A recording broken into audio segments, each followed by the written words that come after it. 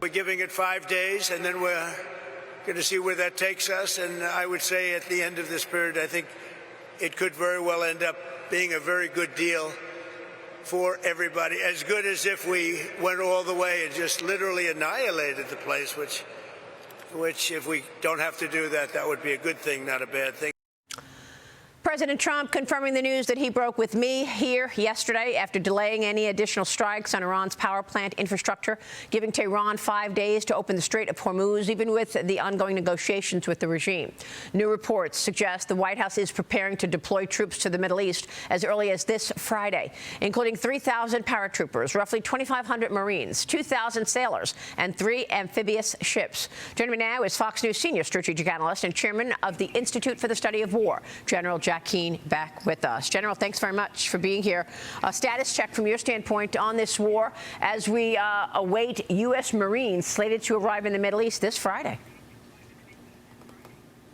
Yes, well, as you're reporting, obviously what's taking place is President Trump wants to explore this option in dealing with negotiations. What took place over the weekend is the foreign minister of Saudi Arabia hosted a get-together with the foreign ministers of Egypt, Turkey, and Pakistan, and they concluded that it's worth a try here to work a deal between the Americans and certainly Iran. And that overture to the United States took place after an overture also to Iran, explaining there was a possibility. And then intermediary talks began, not directly with the United States and Iran, but indirectly through intermediaries. And that is why two things are true here. We're saying we're negotiating with Iran, and we are through intermediaries, and Iran is saying they're not negotiating with us. Well, they're not. They're going through intermediaries. But the reality is the president, I think, is trying to accomplish with this diplomacy the goals that he's attempting to achieve and would achieve through military operations. To remind our audience, there is no doubt in the minds of the military commanders of the IDF and the military commander Admiral Bradley Cooper of the Central Command, our military forces that are doing the striking against Iran, that we would accomplish these military goals, to include opening of the Straits of Hormuz. We would force that opening and keep it opening. Well, what's taking place here is through diplomacy, can we accomplish the same end states that we're attempting to achieve through obviously attacking Iran? And that is denude them of their ballistic missile capability, drones capability, of anything where they can sustain attacks, take away their nuclear capability completely, and take away their future capability as well, and obviously open the Straits of Hormuz. Yep. Can we achieve that through diplomacy? I'm highly skeptical. Why? Because this is a regime for 47 years. They are pathological liars, right, and they're cheaters. And it's very difficult to take them at their word. I'm not saying don't try, but I think the president certainly and his negotiators know who these people are. Yeah. And we'll see what they're really willing to put on the table. I'm glad you said that. I was just going to say that, and you said it more bluntly, that they are liars. I mean, look, they told us they did not have long-range missiles. It's very concerning to many people, the fact that they sent 2 long-range missiles to Diego Garcia Island, and now we understand that those missiles, they have access to these missiles that actually have the potential to hit much of Europe. How concerned are you about that? Well, of course, we're concerned about it. It's one of the reasons why I think this whole operation was justified, because of Iran's threat to the stability in the region and threat to Israel and our partners. And why wait for them to do something? The idea of doing this operation was to prevent something bad from happening by taking positive action to end this once and for all. That was the motivation here. A lot of opposition in the United States and around the world in terms of why are we doing something like this. The president tried to explain it, but it fell on some deaf ears, certainly. And that was, as you point out, that's a clear example of one of the dangers that was rising and concerning Israel and the United States. We were absolutely convinced, because we had the evidence, that they wanted to build ICBMs. That means an intercontinental missile that can transit oceans, that similar to what Russia and China have. And that obviously, what's the reason for that? That is the threat in the United States. So yes, the motivation here was sound to take this capability off the board once and for all. If we can do that through negotiations, obviously we weren't able to do it before the war through negotiations. If we can do it now because we have leverage to do that, and we absolutely are confident that it's real, and these guys are really going to bend and take a knee here, it remains to be seen. What do they want out of this? Regime survival, recover, rebuild, sanction removal, and they're going to want compensation for all the damage done.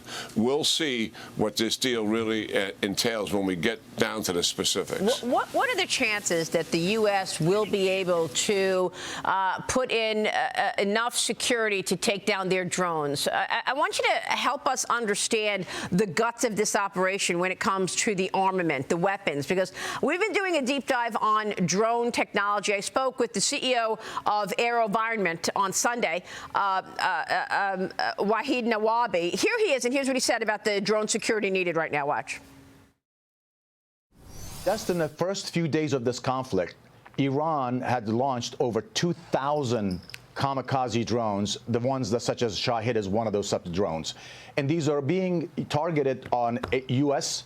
bases as well as some of our closest allies in the region.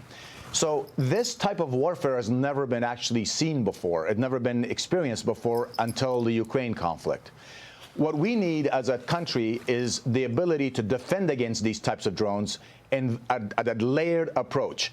And the layered approach means that you have different mechanisms of defending against them, so you can actually defeat these targets economically, effectively, and efficiently as they are launched and you're being attacked by them. General, your reaction? Yeah, we're well aware of all of that, given we're in the 5th year of war in Ukraine, and certainly taking a layered approach is exactly what Ukraine is doing. What's happening here? Drone warfare, obviously, it has a technological advantage for the time being, but balance is coming into play. For every new technology in terms of weapon system, there always comes an effective countermeasure that brings it back into balance. That is happening as we speak. We have electronic warfare to separate drones and knock them down because you're separating the transmitter to the drone. We have counter drones that are very effective. They're used in Ukraine. They've knocked down these Shahid drones. They've knocked down over 4,000 of them. And that technology is in the hands of our people on U.S. bases today. And if we're going to move ships through there, we likely will have some of that technology on those ships as well, in addition to what our warships have. I'm talking about commercial shipping. Yep. So the balance is coming into play, and we've seen it in Ukraine, and we'll see it here. Yeah. And a lot of these drones have been defeated, obviously. I mean, the casualties are incredibly light on the U.S. side, on the Israeli side, and also, fortunately, with our allies on these bases. Now, we are expending, in the beginning, some missiles, very expensive missiles, to defeat a very cheap drone. Exactly. But this other capability is rising, and that will be considerably more effective going forward. Exactly, and the president said he wants mass production of those lower-cost drones. We don't have to spend $2 million on a Tomahawk missile when they're using these $10,000 drones. But you brought up Ukraine. It's a great point, since that's really where we saw these drones really penetrate. And the president of Ukraine, Zelensky, said this morning new information that his military and intelligence agency has irrefutable evidence that Russia is cooperating with Iran. Zelensky said, quote, Russia is using its own signals intelligence and electronic intelligence capabilities, as well as part of the data obtained through cooperation with partners in the Middle East. General, how is Russia helping Iran in your view? Is it undermining the United States right now? Well, certainly it is. I mean, clearly, this is their partner. The Iranians built a manufacturing factory for Shahid drones. These are the drones that Russia has been attacking the people in Ukraine with, I mean, by the thousands. That this is a Shahid drone. And obviously they're helping them. They are giving them intelligence. The intelligence is most likely valuable as we move our ships around. and for various reasons. And China too, and right? The stationary targets the Iranians are familiar with, but the movement of the ships they're giving them, and they're also giving them other intelligence they pick up through signals intelligence, monitoring nets, monitoring penetrating internet, the routine things that the United States does with adversaries. Certainly Russia has the capability. This is their partner, and we got to remember they are aligned with Iran, they're aligned with China, and they're aligned with North Korea. Unbelievable. And they represent the most significant challenge to the United States since World War II. And we got to understand who's who here. Yeah. Russia is a partner of Iran, and they want Iran to succeed. What a backdrop. General, always a pleasure to get your analysis. We so appreciate your time, sir. Yeah, great talking to you, Maria. And to you, General Jack Keane. Stay with us. We'll be right back.